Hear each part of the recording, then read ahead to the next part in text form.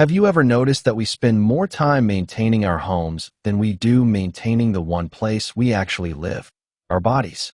We paint the walls, fix the leaky faucets, upgrade the appliances. We pour energy into structures that are temporary. But the original structure, the one that has carried us through every decade of our lives, we often treat as if it will simply run forever on its own. It won't. And here is the quiet truth that is rarely spoken aloud.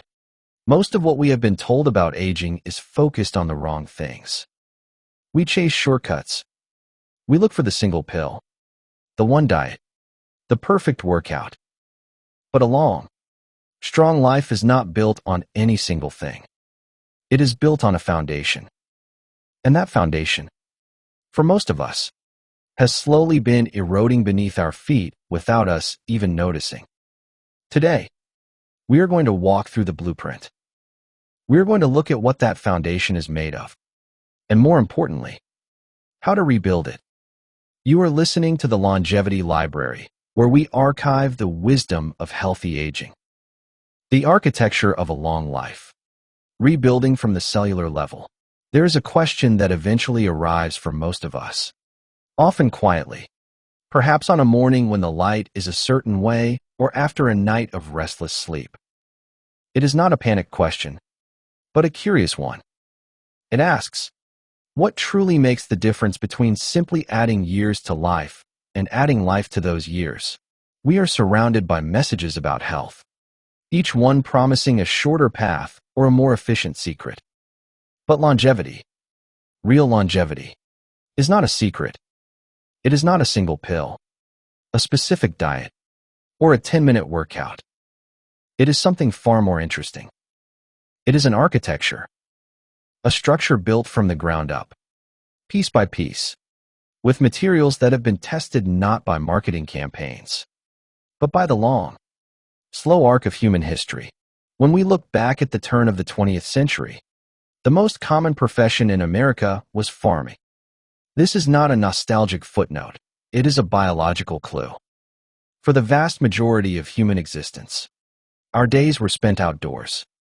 Our bodies were in constant, quiet conversation with the elements, the sun, the soil, the changing seasons. Today, that conversation has been muted for many of us. We have traded the fields for offices and the sun for screens. This shift is not a moral failing. It is simply a historical anomaly. And it invites us to ask a different kind of question. Not, what new thing should I add to my routine, but rather, what fundamental thing have I moved away from? This exploration is about returning to those fundamentals. It is about understanding the body not as a machine that needs occasional repairs, but as a living system that thrives when given the right conditions. It is a slow, patient inquiry into the architecture of a long life. Part 1. The original power source. Imagine, for a moment, standing outside just as the sun reaches its highest point in the sky. There is a stillness to that moment. The shadows are shortest. The light is most direct. For most of human history, this moment was unremarkable, an ordinary part of the day. Now, it is something we must schedule, something we must remember to step into. This daily passage of the sun is not merely a marker of time. It is a delivery system of biological information. The light that reaches us at solar noon is compositionally different from the light at dawn or dusk. It contains a spectrum that our bodies have evolved to use in very specific ways. During standard time, solar noon is roughly 12 p.m., when daylight saving time is in effect. It shifts closer to 1 p.m. This is the most valuable window for exposure, not because the sun is stronger in a burning sense, but because the quality of its radiation is uniquely suited to our biology. For those living in northern latitudes, where the sun sits lower in the sky for much of the year, capturing this light becomes even more significant. The goal is not to bake in the heat, but to allow the skin, our largest organ, to be in receptive contact with the sun for a period of time. For some, This might be an hour with minimal clothing. For others in consistently sunny climates, it may be a brief 15 or 20 minutes. The duration matters less than the consistency. What happens during this quiet exposure is more complex than simple vitamin production. One part of the spectrum, the UVB rays, does initiate the creation of vitamin D. But it is helpful to think of vitamin D not as a standalone vitamin in the way we might think of vitamin C. It is more accurately described as a biomarker, a measurable signal that indicates a person has been in contact with the sun.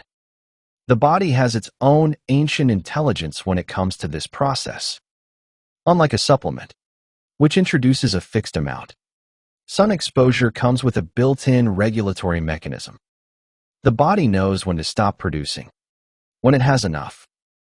Lifeguards and those with consistent long-term sun exposure often have levels that would be considered exceptionally high by laboratory standards. Yet this is a natural, balanced state for them. But there is a deeper layer to this story.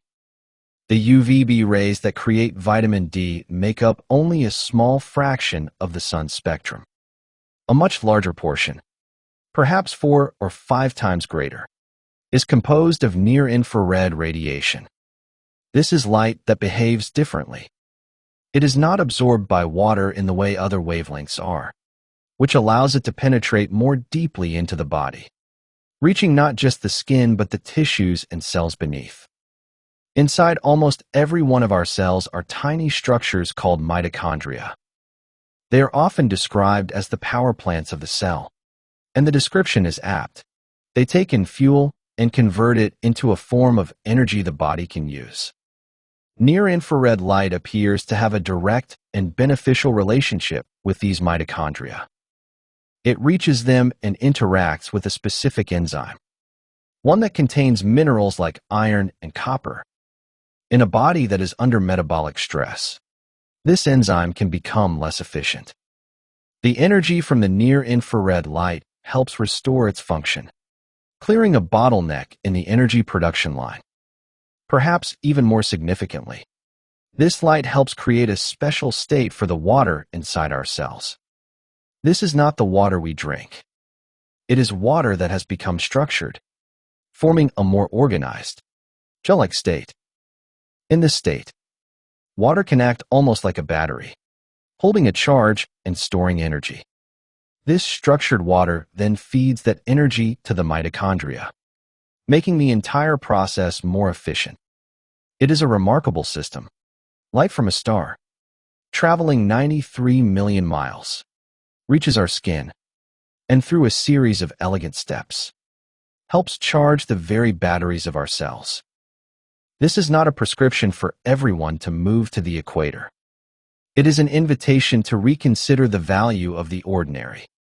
A daily walk, a few minutes of stillness in the sun, is not just fresh air and exercise. It is a biological necessity, a way of reminding our cells of the environment they were designed for. Part 2. The shift on the plate. If sunlight is the original source of energy for the system, the food we eat is the raw material. And here, a quiet but profound shift has occurred in the last century, one that is rarely discussed in the language of everyday nutrition. For the vast majority of human existence, the fats we consumed came from animals, from dairy, from nuts and olives. They were whole fats, embedded in whole foods. But in the late 19th century, a new technology emerged. It became possible, on an industrial scale, to extract oil from seeds, soybeans, corn, cotton seeds, and later canola, which was engineered from the rapeseed plant. These were not foods that could be easily accessed by traditional methods. You cannot press a soybean in your kitchen and expect to get oil. This required machinery, heat, and chemical solvents. Within a few generations, these new oils, euphemistically called vegetable oils, went from being non-existent in the human diet to being the primary source of fat for a large portion of the population. They are in salad dressings, in crackers, in fried foods, in almost every packaged item on the grocery store shelf. This is an extraordinary change, and the body has not remained indifferent to it. The issue with these oils lies in their chemistry. They are rich in a type of fat called polyunsaturated fat, specifically a fatty acid known as linoleic acid. This molecule is not inherently evil.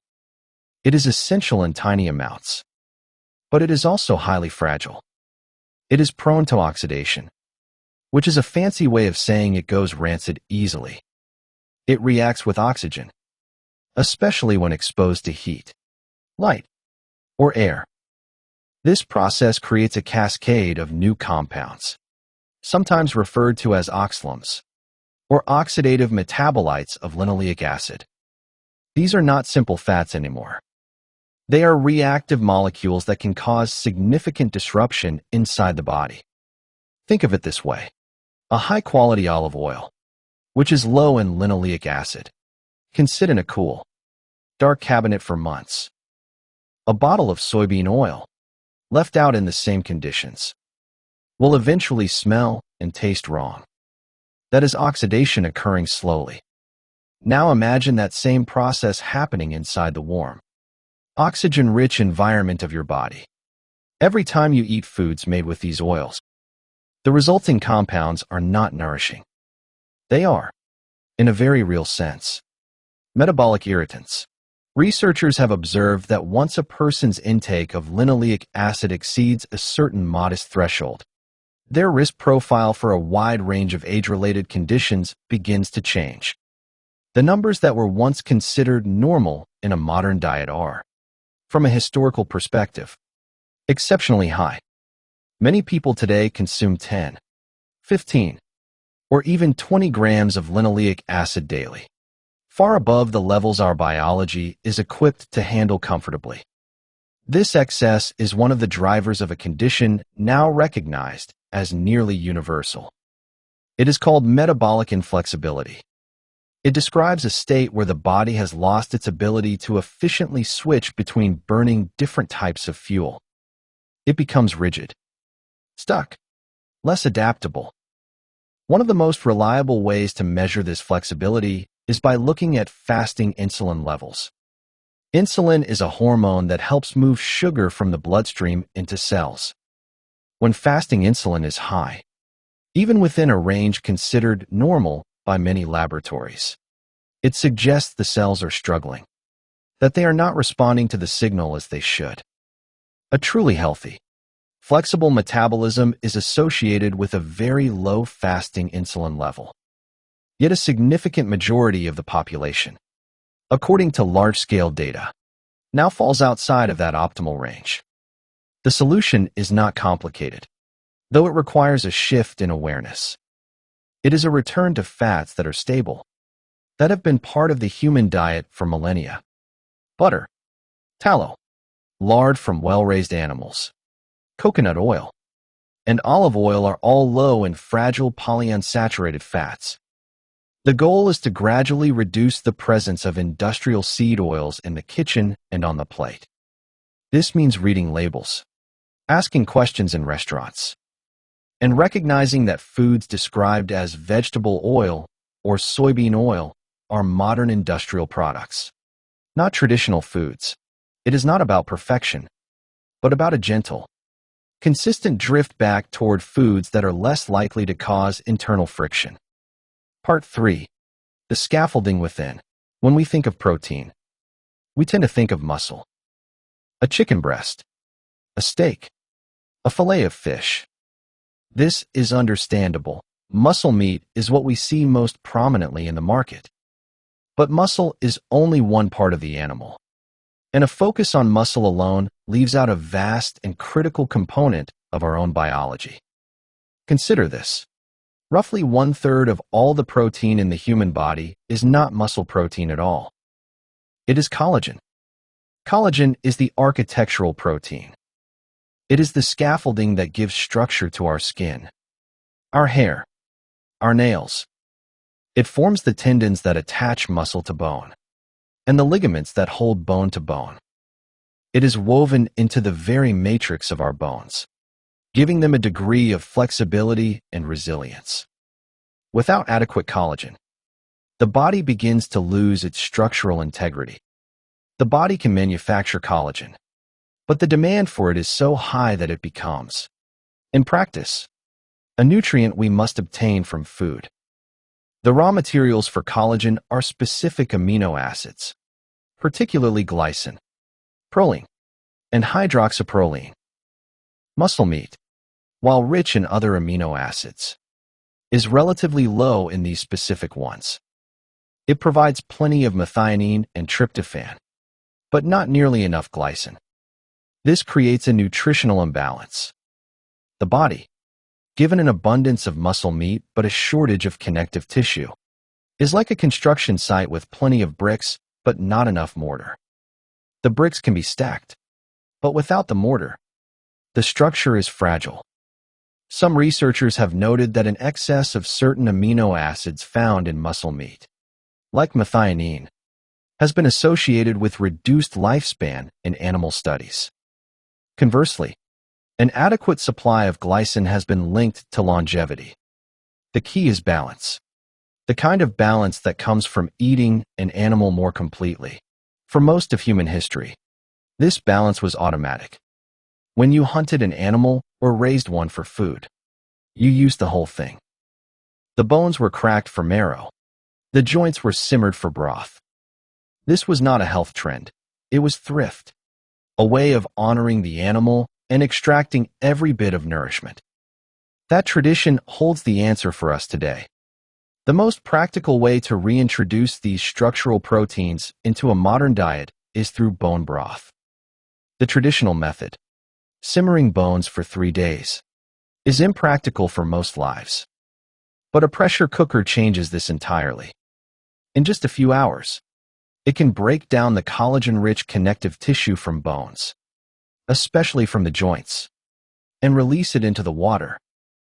The result, after cooling and skimming off any fat, is a nourishing liquid dense with the very amino acids that act as the body's mortar. Alongside collagen, there is another nutrient that deserves attention, particularly for the architecture of the nervous system. It is called choline. Choline is a precursor to acetylcholine, one of the primary neurotransmitters used by the parasympathetic nervous system, the branch of our nervous system that governs rest, digestion, and repair. It is also a key component of cell membranes, helping them maintain their structure and function. The richest dietary source of choline is the egg yolk. This single food is a concentrated package of nutrients that are difficult to obtain elsewhere. But again, the quality of the yolk matters. The choline is there regardless. But the overall health impact of the egg is influenced by what the hen was fed.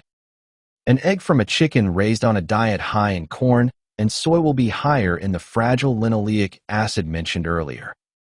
An egg from a chicken with access to a more natural diet, with less of these grains, will have a much healthier fat profile. This is the paradox of modern nutrition. A food can be rich in something beneficial, like choline, while also carrying a load of something less desirable, depending on how it was produced. Part 4. The wisdom of steady motion. When we consider exercise in the context of a long life, the image that often comes to mind is one of intensity. Gyms filled with clanking weights, classes that leave participants breathless, runners pushing for a faster mile. There is a place for intensity, but it is not the whole picture. And for many, it may not be the most important part. A large-scale study published by researchers at the University of Minnesota looked at the relationship between walking and mortality. The findings were striking. They observed a significant reduction in the risk of death associated with walking, and this benefit did not plateau in the way it might for more strenuous activities. In other words, the more people walked, the greater the observed benefit. There was no upper limit. This is a remarkable piece of data. It suggests that the simple, rhythmic act of putting one foot in front of the other, the most basic form of human locomotion, is profoundly protective. It is not a stressor that requires recovery. It is a nourishment that the body absorbs and uses. The impact is gentle, the motion is natural, and the metabolic demands are steady and sustainable. Furthermore, the body appears to prefer that this movement be distributed throughout the day. For separate 15-minute walks may offer more benefit than one continuous hour-long walk. This aligns with an older pattern of living, one where movement was interspersed with rest, where people did not sit for hours and then exercise for an hour, but rather moved frequently in small doses. Walking to the well, walking to the neighbors, walking through the fields. It was an accumulation, not a single event.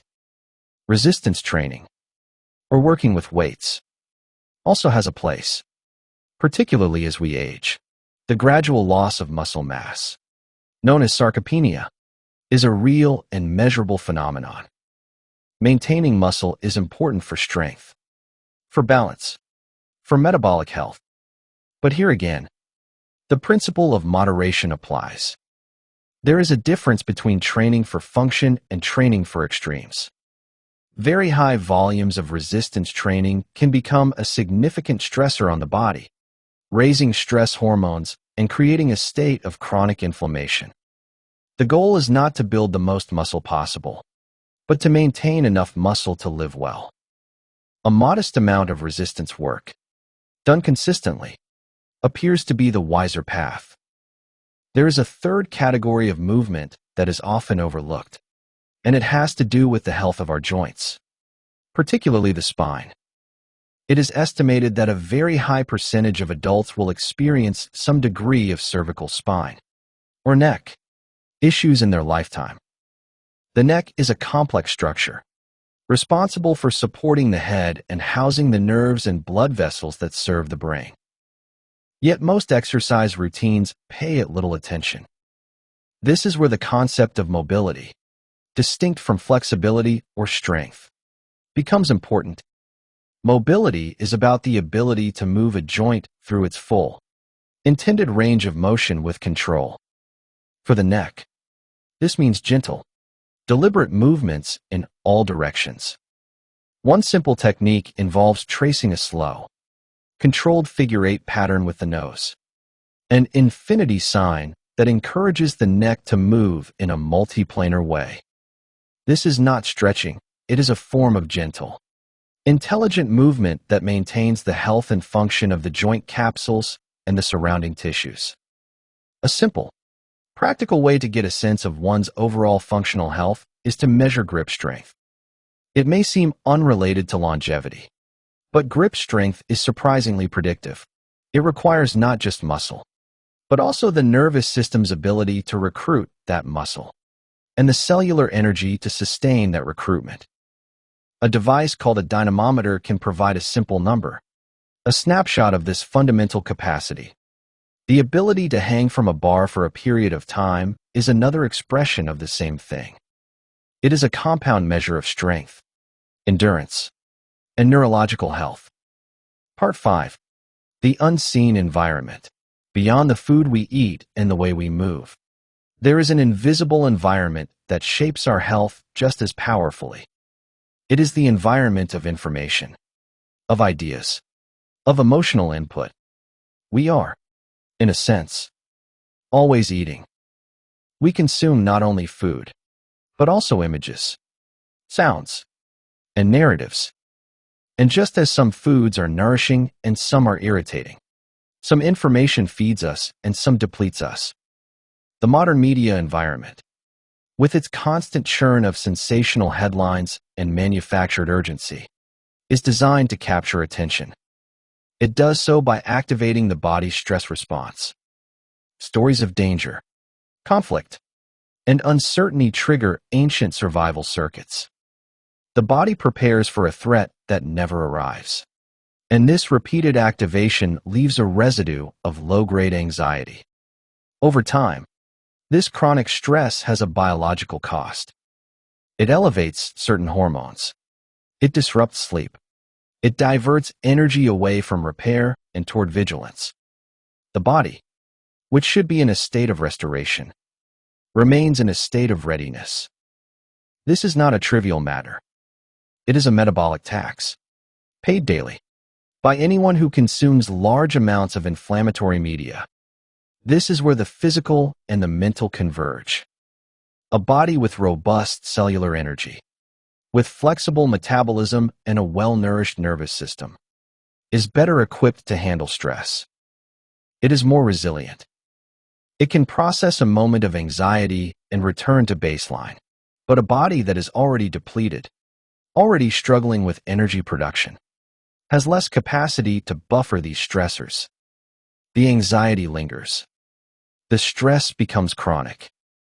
This suggests a bidirectional relationship. Improving physical health through sunlight, through better fats, through collagen and movement creates a foundation for emotional steadiness. And cultivating emotional steadiness by being selective about information, by spending time in quiet or in nature, by protecting one's attention, reduces the metabolic load on the body. They are two sides of the same coin.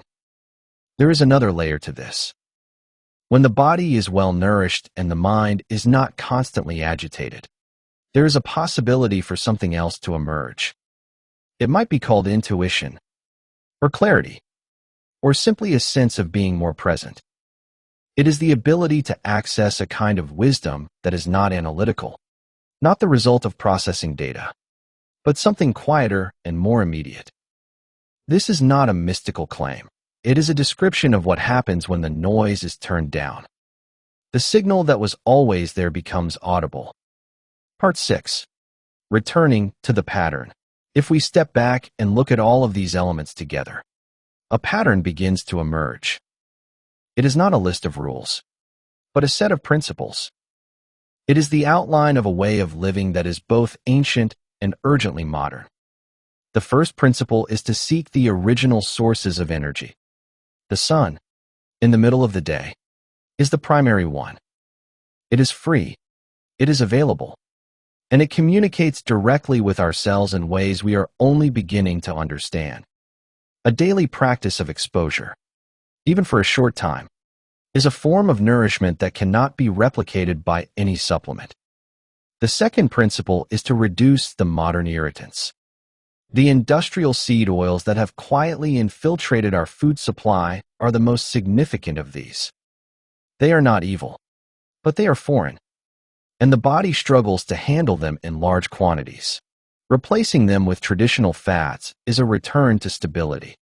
The third principle is to provide the complete building materials. Muscle meat alone is not enough. The body needs the structural proteins found in connective tissue, in bone broth, in the parts of the animal we have learned to discard. It needs the choline found in egg yolks. These are the nutrients that maintain the architecture, that keep the scaffold strong. The fourth principle is to move in a way that is intelligent and sustainable. Walking, distributed throughout the day, is the foundation. A modest amount of resistance work maintains strength, and gentle, focused mobility work preserves the function of the joints, especially the neck, allowing us to move freely as we age. The fifth principle is to protect the inner environment. This means being selective about the information we consume, recognizing that news and social media are often designed to agitate, not inform. It means creating space for quiet, for reflection, for the kind of thinking that is not reactive but contemplative. These principles are not a prescription. They are a description of a more natural human ecology. They are what happens when you remove the distortions of the last century and allow the body to return to the conditions it was designed for. The body, given half a chance, knows what to do. It wants to heal. It wants to be well. It is not a machine that is constantly breaking. It is a system that is constantly trying to restore balance. Our role is simply to provide the conditions, to remove the obstacles, and to get out of the way. A long life is not something to be captured or achieved. It is something that grows, slowly and quietly, from 1,000 small, consistent choices. It is the architecture we build, day by day, with light and food and movement and stillness. And like any well-built structure, it is designed to endure, to remain graceful and functional, for a very long time. The only question worth asking, at the end of any exploration like this, is a simple one. What now? The answer is not a dramatic overhaul of your life. It is quieter than that. It is a return to pattern. It is the decision to step outside at midday, not because you have to, but because it is an ancient conversation your body is waiting to have. It is the choice to read a label, to notice what oils are hiding in your kitchen, to ask where your food comes from. It is the slow, patient work of eating a boiled bone for its broth, of moving your neck in a way that restores its grace, of walking not for a goal, but for the simple rhythm of it. And it is the quiet discipline of guarding your attention, of turning down the noise so you can hear what your own mind has to say. These are not heroic acts. They are small returns to a more natural way of being. And they accumulate. They become the architecture of a life that is not just longer, but fuller. We would love to hear what resonated with you, what questions remain, or what small shift you are considering after watching. The comments are a place for reflection, for shared wisdom. And if this library of ideas has been valuable to you, we invite you to explore the other volumes we have archived here. Subscribe so that new chapters find their way to you. This is the Longevity Library. Listen, learn, and live longer.